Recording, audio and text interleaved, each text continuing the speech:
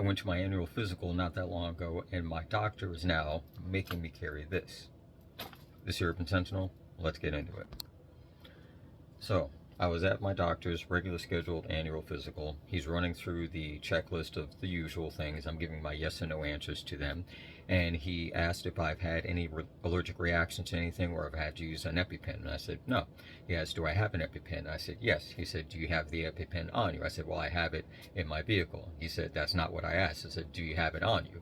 And it was that kind of look that when you eat the last 3 cookies in the bag, and then your spouse comes down later on to go get cookies, and there's nothing in the bag, and they know that you were the one that ate the last 3 cookies, but you didn't throw out the bag. It was that kind of look that he gave me. So we proceeded to have a discussion, and he explained quite simply that an EpiPen is a life-saving device, and it cannot save your life if you do not have it on you. Point well taken. I said, yes, you're correct. So with that being said, physical finished up. I went back home, did what I had to do, and then it got me to thinking, he's kind of right. I have medical equipment and emergency equipment in my vehicle. I've got it in the house. I have it in my lunch bag that I take with me to work, but I don't have anything actually on me. So I had to go around, dig into my party belt, and pull this off and did some rearranging. So this IFAK, individual first aid kit, is set up on my gun belt, and I did a little tweaking to it over the last couple of months, but pretty much left it alone. I'm now going to be utilizing this on me as my personal carry. Let me walk you through some of the things that I have. Now here on the back you can see it's got MOLLE strap attachments, and the reason why it was on my gun belt is I can pop these straps off. It'll be a little bit difficult to do, but this backing here is actually just Velcro. So in the event that I need to deploy it, this part is attached to my actual belt. I'll try it like this. Magic. This part of the Velcro secures here, so I can pull this off with the handle strap after releasing the buckle, and the placard basically stays attached to the back of the belt itself. Now, with this single strap deployment, on the outside pocket, the primary things: 1, EpiPen.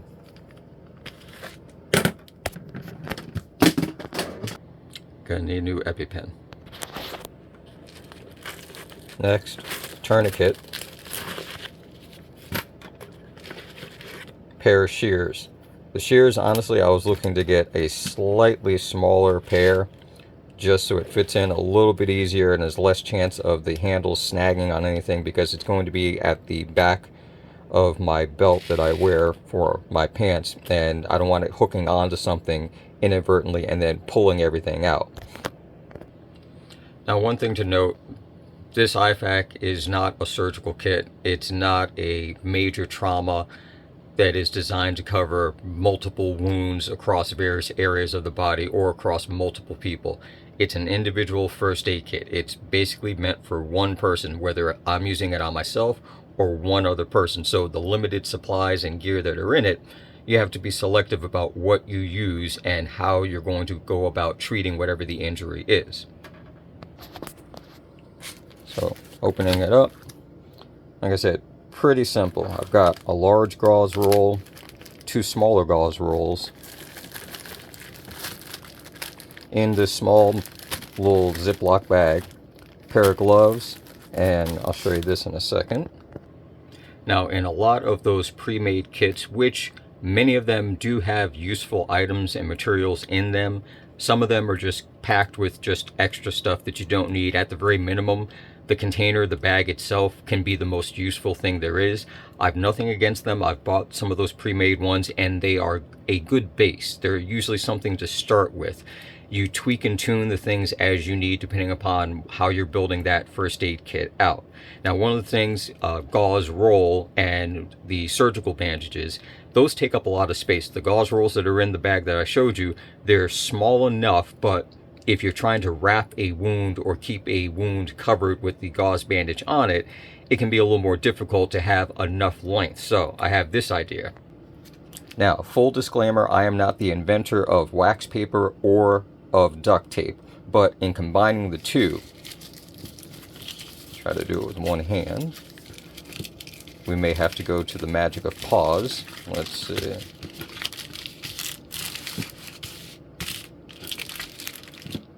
What you're looking at, 1, 2, 3, 4, 5 strips of duct tape, about a foot long each, on wax paper. It makes it easier to separate and pull off the length of duct tape that you need. So even if you don't need the full 12 inches, you can still tear off a piece and utilize it. Fold it up, roll it back up, and pack it into your bag. You're using the duct tape to basically hold the bandage, hold the gauze together over the wound. The duct tape sticks better to itself, it sticks to skin, it sticks to clothing far better than trying to wrap 3 to 6 to 9 yards worth of gauze roll around the wound. So even though I have the gauze roll that I would use for certain areas, I wouldn't rely 100% on that, or even the elastic medical bandages to do the same job. And again, this is a small, basically single person, single use type of situation. If you're really that jammed up where you've got holes bleeding out everywhere, the IFAK by itself that I've got set up is not designed for that. It's really meant to handle 1 or 2 wounds that need addressing, that can be temporarily slowed or even staved off from becoming critical until you can get further medical help. Now, next up, inside the pouch here, I do have clotting sponge, and that would definitely be for the situation where you've got a bleeder. You've got a situation where an artery has been hit, you've got a lot of blood coming out, you want to be able to pack the wound, and this clotting agent that's impregnated inside the sponge will help slow down the hemorrhage that you're going through. A small storage bag, basically a little thing of burn cream, some alcohol wipes. I've got a couple of large bandages, and just in case, and quite honestly, I get squeamish even thinking about it, a 14 gauge needle in case there is a chest decompression situation where you've got to get air out of a wound pocket, so this way you can stay alive and hopefully you get better medical attention after that. Now the last, I've just got a couple of large, I've got a gauze pad and a surgical dressing. Again, it's for temporary treatment of wounds. And that's all you should really think about when it comes to the individual first aid kit. It's to provide first aid, then keep you alive or keep the person alive stable long enough to hopefully get better, more thorough medical attention. Now, in some cases, it may simply be that's all you need at the moment and you can keep on trucking. Other cases, you tend to the most critical wounds that you can, and then again, hospital, clinic, EMTs, whatever it is, you need to find someone with more equipment, more gear, and more training to then carry it further. So the IFAK is never going to be a mobile surgery bag. It's not going to be an ICU on your hip. It's just meant to help stop the bleed in those situations and then keep you or the other person stable long enough to hopefully get more medical attention, get everything taken care of, and get the scene cleared up and get moving. Now, I am planning on probably looking for another carrier, another bag to utilize, and I'm going to be getting some more equipment to kind of spread out and divide up some of the load that I have between the other bags. So this way I make sure that I've got enough of the right things that I need. But everyone should have some type of IFAK, some type of first aid kit that you have access to. And as it was told to me, if you don't have it on you, it's really no good. That's all I got for you now. Catch you in the next one.